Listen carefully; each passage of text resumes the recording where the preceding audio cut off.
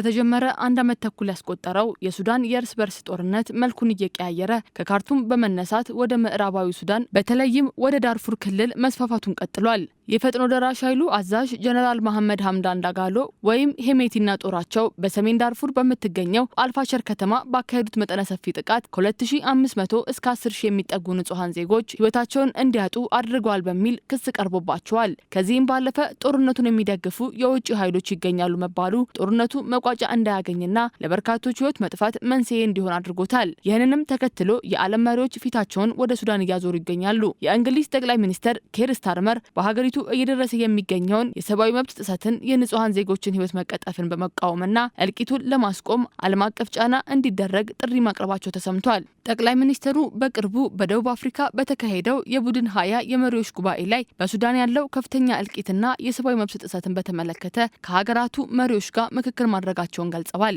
ሱዳን በአሁኑ ወቅት በዓለም ትልቁ የሰብአዊ ቀውስና የመፈናቀል አደጋ የገጠማት ሀገር መሆኗን የተባበሩት መንግስታት ድርጅት ሪፖርት ያመለክታል።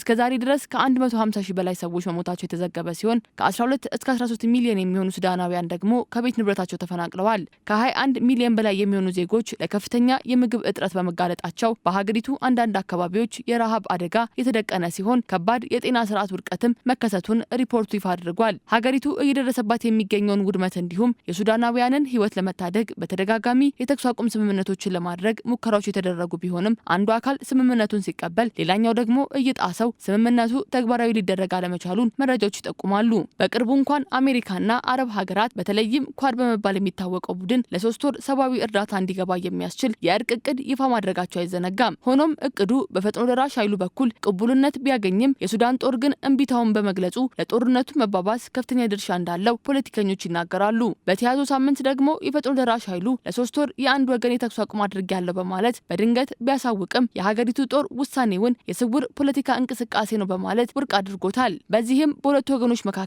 ውጊያው እንደቀጠለ ይገኛል። ውጊያው እንዲቆምና ሰብአዊ እርዳታ እንዲገባ ለማድረግ በርካታ ጥረቶች ቢደረጉም የረጅም ጊዜ ዘላቂ የተኩስ አቁም ስምምነት እስካሁን ድረስ ግን ተግባራዊ ሊሆን አልቻለም። የእንግሊዙ መሪም እየደረሰ የሚገኘውን እልቂት ለማስቆምና ዘላቂ የተኩስ አቁም ስምምነት እንዲፈጸም ዓለም አቀፍ ጫና እንዲደረግ ነው አበክረው ጥሪ ያቀረቡት። አክሎም ለጦርነቱ መነሻ ዋነኛ መንስኤ የነበረውን የሲቪል አስተዳደርን ለማቋቋም የሚደረገውን ሽግግር እውን ለማድረግ የዓለም መሪዎች እንዲሁም ዓለም አቀፍ ተቋማት የበኩላቸውን አስተዋጽኦ እንዲያበረክቱ አሳስበዋል። ከሌሎች ሀገራት ጋር በመተባበርም በሰብአዊ እርዳታ ላይ የተጣሉ ገደቦችን ለማንሳትና ተጠያቂነትን ለማስፈን ልንሰራ ይገባል ነው ያሉት።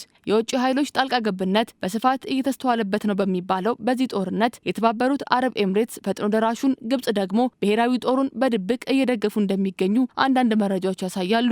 እንግሊዝ በተባበሩት መንግስታት የጸጥታው ምክር ቤት ውስጥ የሱዳን የሰላም ጥረት መሪ እንደመሆኗ መጠን ጦርነቱን እንዲሁም ግድያውን በማስቆም በሱዳን የሰላም አየር እንዲተነፍስ ለማድረግ ከሌሎች ሀገራት በበለጠ ከፍተኛ ኃላፊነት ያለባት ሀገር ናት። ሀገሪቷ በሱዳን ሰላምን ለማስፈን ከባድ ኃላፊነት የተጣለባት ብትሆንም ፈጥኖ ደራሽ ኃይሉ የሚጠቀምባቸው የጦር መሳሪያዎች ግን የእንግሊዝ ምርት መሆናቸው ፍየል ወዲህ ቅምዝምዝ ወዲያ እንዲሆን አድርጎታል ጉዳዩን። እንግሊዝ የጦር መሳሪያዎቹን በቀጥታ ለፈጥኖ ደራሽ ኃይሉ ባትሸጥም እነዚህ መሳሪያዎችን ለአረቡ ሀገራት በተለይም ለተባበሩት አረብ ኤምሬትስና ለመሳሰሉት የባህረ ሰላጤው ሀገራት ትሸጣለች። ታዲያ እነዚህ ሀገራት የእንግሊዝን የጦር መሳሪያዎችን በድብቅ ለፈጥኖ ደራሽ ኃይሉ እያደረሱ ይገኛሉ የሚሉ ዘገባዎችን ዘጋርዲያን ይፋ እያደረገ ይገኛል። የእንግሊዝ መንግስት ከሱዳን ጋር በተያያዘ በዓለም አቀፉ የጸጥታው ምክር ቤት ውስጥ የሰነድ አዘጋጅ ሆኖ ሳለ በተዘዋዋሪ የጦርነቱ አካል ለሆነው ቡድን ድጋፍ መስጠቱ ተጠያቂነት እንዳይሰፍንና ጦርነቱ እንዳያባራ ምክንያት ስለመሆኑም ዘገባው አትቷል። ሊበራል ዲሞክራቶችን ጨምሮ በርካታ ተቃዋሚ ፓርቲዎች እንግሊዝ ለተባበሩት አረብ ኤምሬትስ የጦር መሳሪያ ሽያጮቿን እንድታቆም አጥብቀው እየወተወቱ ይገኛሉ።